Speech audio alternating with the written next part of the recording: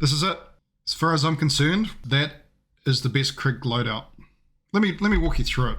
We got the agency suppressor. Hang on, just having a drink to calm my nerves. Okay, it's silenced, which is, I'm all about that. I hate weapons that aren't silenced. Doesn't work for me. But look at this, 10% vertical recoil.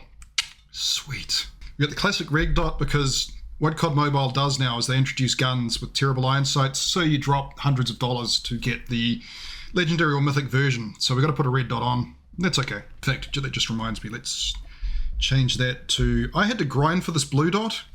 Like that's the default. I had to play a whole shitload of games just to get that blue dot, which, you know what? I have a settings button in the middle of my screen, don't even get to use it. And then we got the lightweight stock. It's got that sweet ADS movement speed.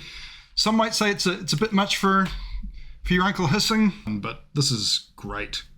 Bit easier at range. Then we got this firm grip tape. Look at that. Where do you ever see minus 25 ADS time? That takes an AR into SMG territory.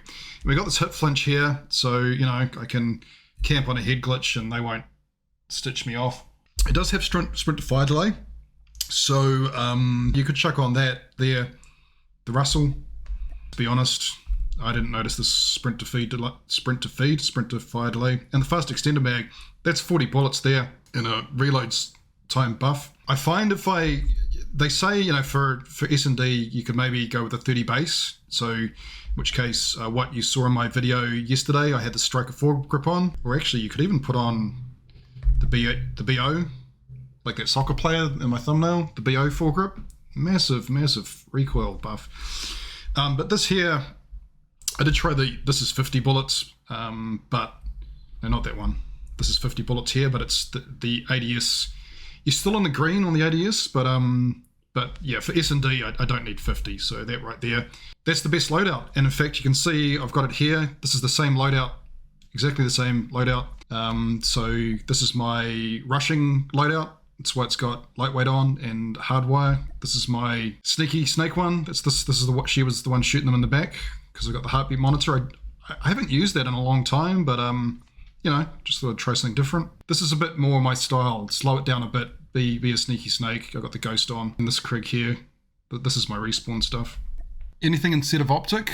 If you got like the mythic. Okay, so all you have to ask, so this is what I'd have. Agency, lightweight,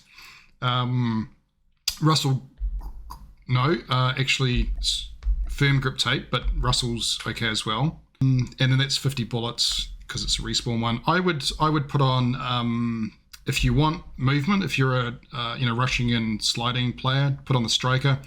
If you want to just have an absolute beam of a gun, chuck on the body odor foregrip. I hear a lot of different things amongst the research community, which the research community hasn't really completely cleared up yet, around bullet speed. Like, so from what I hear is, if you're going to use a barrel, the extended barrel is the only one that gives you enough bullet speed to make it viable. Task force, 20% damage range versus 30% bullet speed isn't enough to make that significant. Same with cavalry. That's what I've heard. People I respect, of which there's many, there's just differing opinions, and nobody's actually stood up and said, hey, this is it. They haven't had that conversation. If you've got, like, instead of fast extended mag, fast reload, then that will take you to 90. Search and destroy, you would be able to do that with 30 bullets, but like I need the bullets. That's actually a good option, because if you're using the lightweight stock, still in the green there, the mobility comes down, but you're... let's check some weapon builds. It's not controversial, it's just that I think in the research community there's a lot of different information about using a barrel that, like for example, this boosting by 20% when the bullet speed is not massively increased is a waste of time. I've heard that. And for multiplayer, that the extended barrel with the 50% boost is probably the only viable one. So how do I take that as someone that's just a potato dad gamer? I just drop the barrel, and I've got loadouts that work fine just without it. You know, S&D.